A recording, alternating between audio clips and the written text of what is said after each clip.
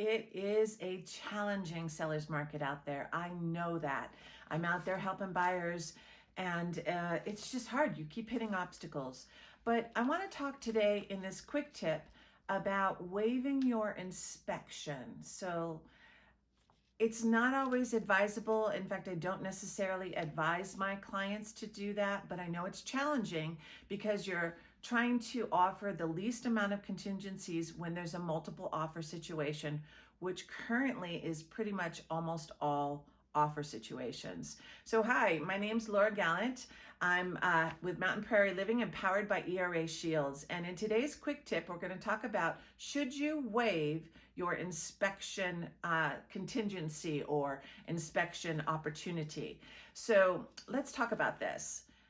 In today's market, I know it's tough. You've got to present an offer in a multiple offer situation that has the least amount of risk for the seller, for them to consider choosing yours. Not only highest and best number, but also taking away some of your opportunities to make sure you're buying something that is of good quality. So there's a couple facets to this, but what I recommend for the buyers is to put in the additional provisions, consider the thought of saying, buyer agrees to only ask for health and safety issues in an inspection objection, meaning you're not going to nickel and dime them, on small little items that they could do as DIYs or a smaller cost after they purchase the property. And the reason I say that is it's really important that you have the opportunity to at least ask for some of the things. Now, they may, as a seller, they may just say, I'm not going to do anything. Either you take it or you leave it. And that'll be your decision to decide. But an inspection is critically important because you need to know what you're buying. So are there structural issues? Is the HVAC system working, or is it on its last leg? Are there plumbing issues? Are the electrical boxes out of code? Or is there improper wiring, which could cause fires? How is the roof? Is it leaking? You do need to do an inspection. So waiving your right to the inspection objection does not necessarily mean that you're waiving your right to do an inspection. You're just saying, I agree to not send you a inspection objection. Now, know that if something major comes up, obviously you can terminate. So you never, ever want to waive your inspection termination date. You need to have that opportunity that if you do that inspection and you find there's a major issue like structural or a huge cost, and you discuss it with the seller and they decide they're not going to do anything for it, you have the right and the opportunity to terminate that contract.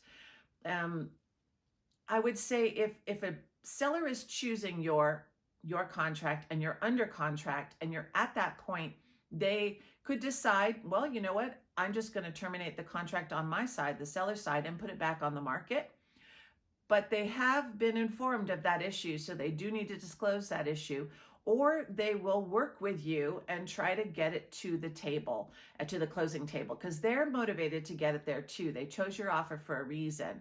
But if you were to waive all inspection, including termination date, then you're really putting yourself in a very uncomfortable position, and perhaps the loss of your earnest money. So I never suggest that you do that. I do suggest that you could have the inspection date and the termination date, or at least the termination date, that you have those opportunities to make sure you know what you're buying.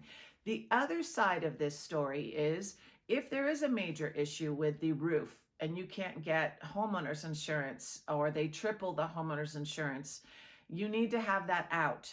And they need to consider the roof. They need to consider the HVAC system. So the insurance company and the lenders may have some stipulations to how the house needs to be kept and what standard it needs to be at for them to put a loan on it or to put insurance on it. So those two things actually come into play when you're talking about the inspection items. So my quick tip to you is, do not ever waive your inspection termination date. Do not waive your opportunity to inspect by a certain date, but you can say that you're not going to do an inspection objection to the seller, therefore not have an inspection resolution date in there. So that you can at least inspect and terminate on inspection if you choose to, or at least open a conversation with the seller to try to come to a place of agreement on whatever issue has been brought to light with the inspection. So that's today's quick tip. If you found value in this video, please consider subscribing to this channel where I offer valuable information for you in the buying and selling process and cool things about Colorado Springs and our surrounding area. Thanks so much for watching. If you have any questions, feel free to reach out to me. My contact information is below. Have a great day.